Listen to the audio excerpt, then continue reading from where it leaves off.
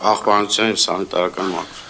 Պարոն փոխքաղաքապետ, հաշվետու ժամանակահատվածում աղբանության աշխատանքներն իրականացվել են 2 հերթափոխով, ցերեկային հերթափոխի ընթացքում շահագործվել է 42, գիշերային հերթափոխի ընթացքում 39 տեխնիկա։ Մայրաքաղաքի փողոցների մաքրությունը 6-օրյա գրաֆիկով 2 հերթափոխով իրականացել են 294 սահմանման աշխատակիցներ, որը կազմում է գրանցված աշխատակիցների 85%-ը։ Մնացած 15% աշխատակիցներ գտնվում են ժամանակավոր անաշխատունակության և արձակուրդի մեջ։ Փողոցների մաքրությունը իրականացվել է 7 փոշեկուլ մեքենաներով,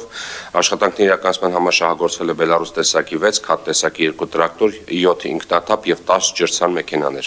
Հաշվետու ժամանակահատվածում ԵԱՍՄ համայնքային հիմնարկի թեժգից հեռախոսահամարին ստացվել է 38 զանգ, իսկ ակտիվ քաղաքացի հարթակով քաղաքացիների կողմից ստացվել է 81 հայտ, որից 11-ը գտնվում են ընթացիկ, 70-ը կատարված կարգավիճակում։ Նշեմ նաև, որ Վիոլա ջուր ընկերության կողմից կենտրոն վարչական շրջանում իրականացվել դիտահորերի մաքրման աշխատանքներ, որոնցից 60-ից մեր աշխատակիցներն են իրականացրել աղբի տարածքի մաքրման և պատշաճ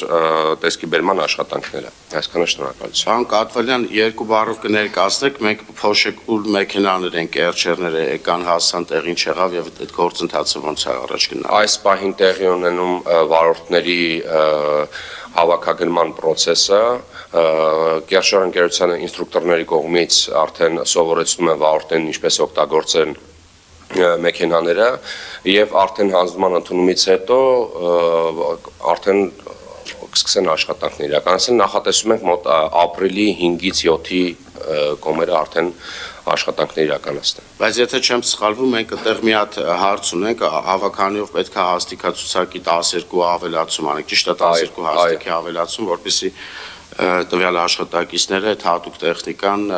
սպասարկեն, այսինքն մեր հավաքանու նիստից առաջ մենք չենք կարող այդ մարդկանց գործի ընդունել, քանի որ հաստիկ չենք ունենա։ Այս պահին որոշակի մենք մեր ջրցանների վարորդներին ենք սովորեցնում, բայց այո, հաստիկների կարիք ունենք, հակառակ դեպքում չենք կարող աշխատացնել։ Շատ